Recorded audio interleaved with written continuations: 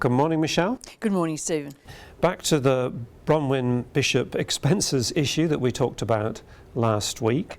In your column today, I read you were saying that these kinds of episodes bring to the fore the personalities of the different players. So we've got Bronwyn Bishop, we've got Tony Abbott, we've now got Christopher Pyne commenting, and then maybe some others such as Julie Bishop, Malcolm Turnbull, Scott Morrison taking a position as well. How do you read the different personalities that have been brought to the surface in this? I think that Bronwyn Bishop has shown that she does really have a sense of entitlement. She is always on the go. She is always looking for chances to network.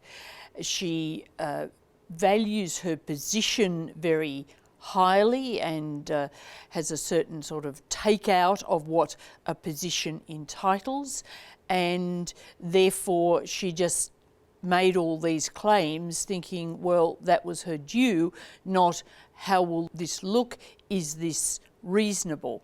Now, in the present crisis, she's also showing another aspect of her personality, which is her stubbornness, her never say die, her never take a backward step.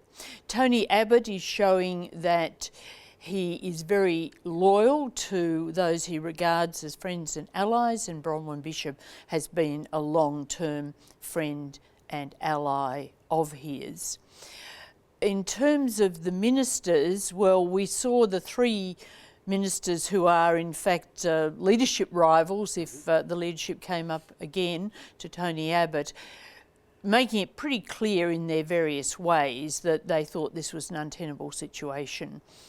Julie Bishop, Scott Morrison suggested that Bronwyn Bishop was considering her position, which didn't seem to be the case. But Malcolm Turnbull, of course, who's a bit of a loose cannon in a albeit restrained way in the cabinet, took this trip by train to Geelong and tweeted and made it clear and sent a picture of himself beside the train to make his point that you can get to Geelong very cheaply and easily. The final one you mentioned, Christopher Pyne, went out and defended Bronwyn Bishop very strongly and said he appealed to frontbenchers and backbenchers to stand firm.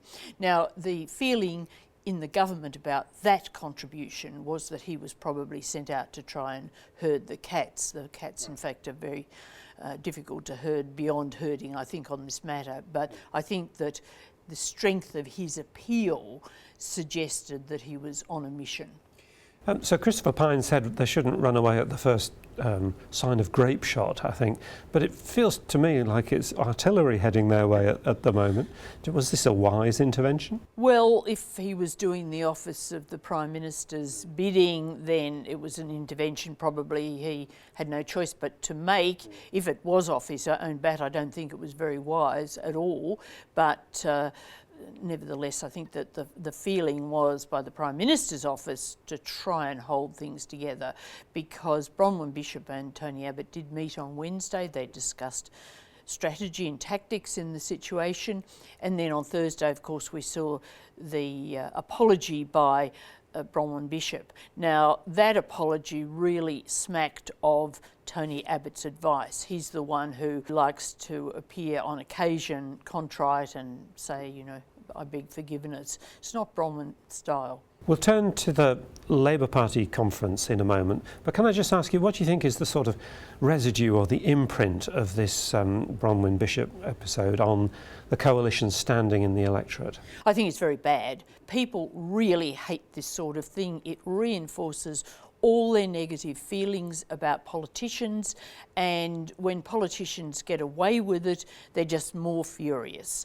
So I think that it'll be felt that some action should be taken. Of course, we're not to the end of the saga yet, but this can't be good for the government at any level. And the Labour Party conference last weekend, the imprint of that, and in particular on Bill Shorten's standing?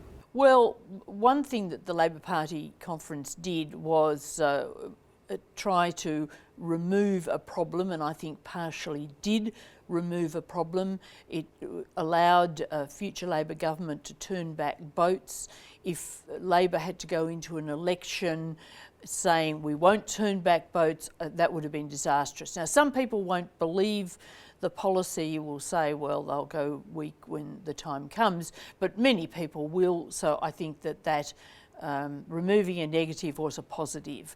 In general, my impression is that the conference strengthened Bill Shorten. He'd had a lot of problems, which we've discussed in previous weeks, before he went into that conference. He's still, of course, got problems, but he is in a relatively better position, and of course Tony Abbott, because of the Bishop affair in particular, is in a worse position than he was. So the scales have been changed somewhat over the last couple of weeks. Well, Parliament resumes in a little over a week's time, so I think we can expect some fireworks when they come back, and I look forward to discussing them with you. Thanks very much, Stephen. Michelle.